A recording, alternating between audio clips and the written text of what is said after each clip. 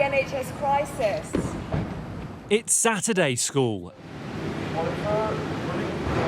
And today's sole student seems to be the Prime Minister.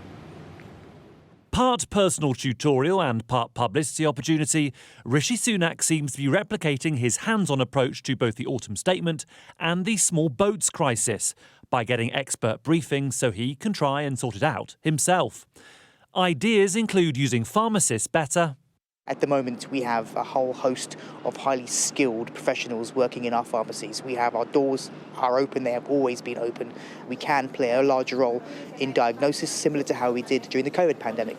And better controlling who comes and goes from hospitals.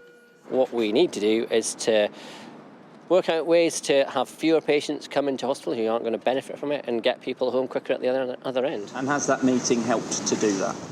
I think so. There was a lot of senior clinical leaders there, and all of us were saying exactly the same thing. The Prime Minister seemed to understand that, so we'll see what happens.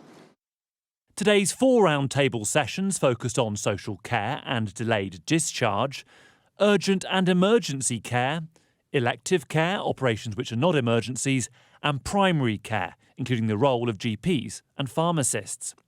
Health experts and clinical staff have been sounding the alarm for years. So it does beg the question why it's taken Rishi Sunak and Steve Barclay so long to listen to them. While the experts talked, patients seemed to be suffering, with a critical incident declared at hospitals in Chertsey and Guildford. While in Warrington, mixed views on how to fix the health service.